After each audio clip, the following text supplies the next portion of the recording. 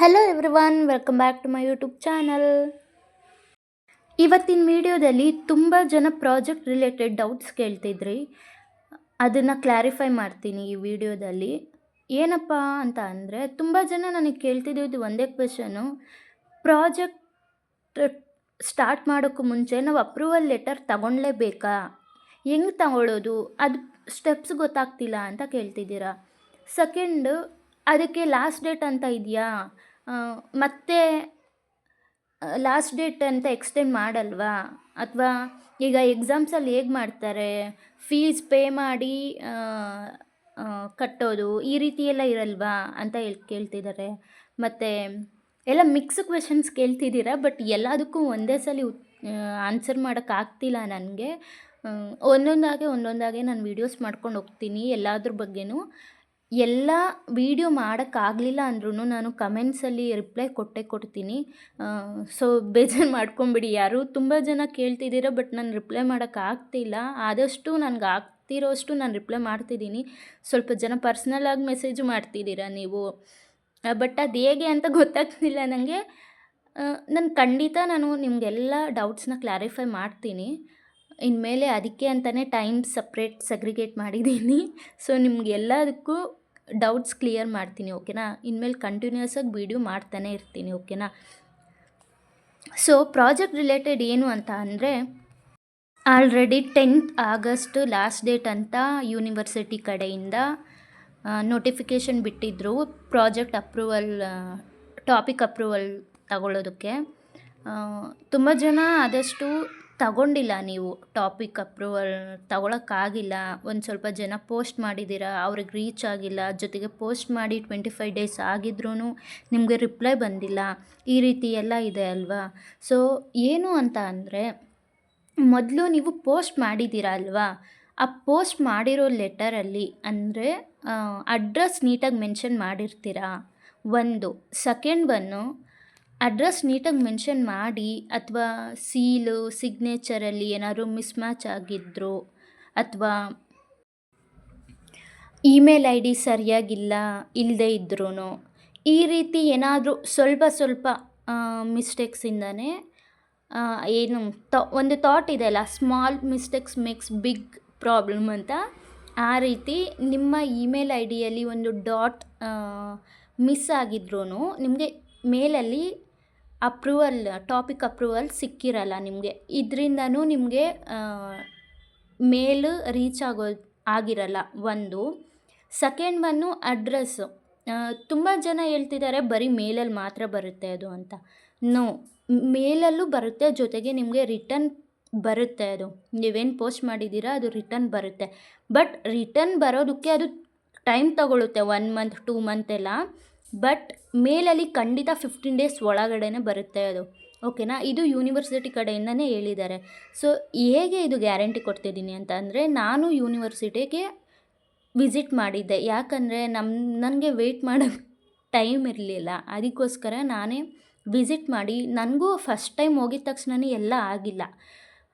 ನನ್ನ ಫ್ರೆಂಡ್ಸ್ಗೂ ಸಹ first time visit ಮಾಡಿದ ತಕ್ಷಣವೇ ಆಗಿಲ್ಲ. ನಾವು ಅಲ್ಲಿ ವಿಸಿಟ್ ಮಾಡಿಯೇ ನಮಗೆ ಫಸ್ಟ್ ಡೇಗೆ ಆಗಲಿಲ್ಲ. ನಾವು 2-3 ಟೈಮ್ಸ್ ವಿಸಿಟ್ ಮಾಡಿದ್ದೀವಿ ಗೊತ್ತಾ ಯೂನಿವರ್ಸಿಟಿಗೆ. ಸೊ ಯೂನಿವರ್ಸಿಟಿಗೆ ವಿಸಿಟ್ ಮಾಡಿದ್ರೇ ಹೀಗೆ. ಇನ್ನು ನೀವು ಮೇಲ್ ಮಾಡಿದ್ರೆ ಇನ್ನೂ ಲೇಟ್ ಆಗೇ ಆಗುತ್ತೆ ಅದು.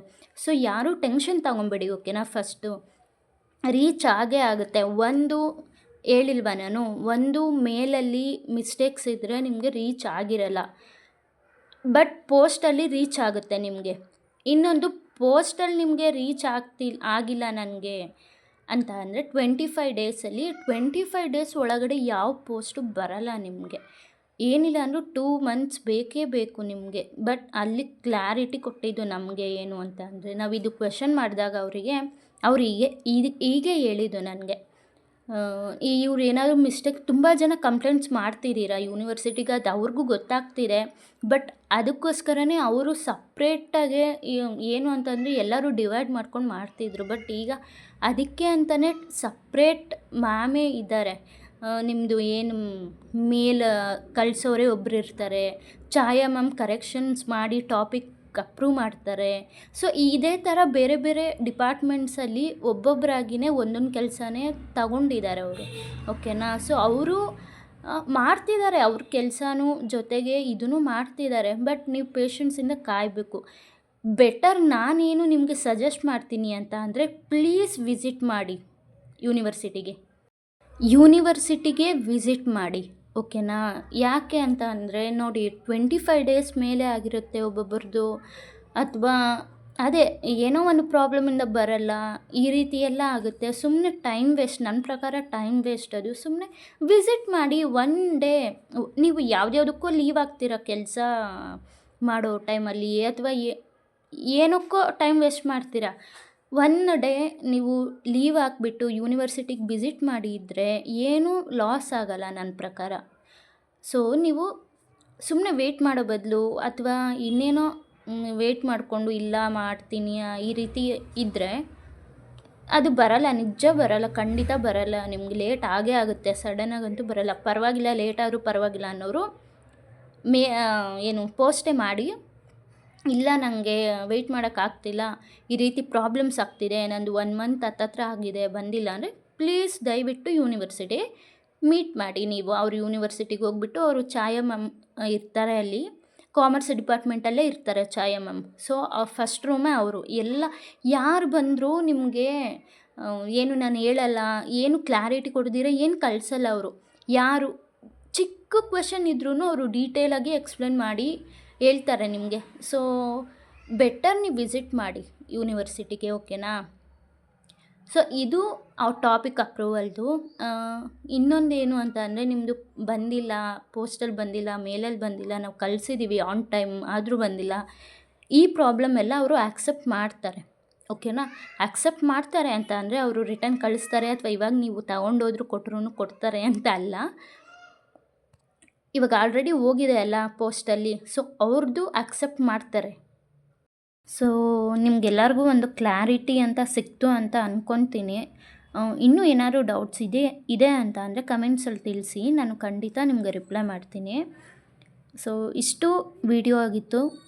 ಇನ್ನೂ ಏನಾದ್ರು ಡೌಟ್ಸ್ ಇದ್ದರೆ ಖಂಡಿತವಾಗ್ಲೂ ಕಮೆಂಟ್ಸ್ ಬಾಕ್ಸು ನಿಮಗೋಸ್ಕರ ವೆಲ್ಕಮ್ ಮಾಡ್ತಾನೆ ಇರುತ್ತೆ. ಯಾವಾಗಲೂ ನೀವು ಅಲ್ಲಿ ಇಶ್ಯೂಸ್ನ ಹೇಳ್ಕೊಬೋದು. So thank you for watching this video and keep supporting me, and bye.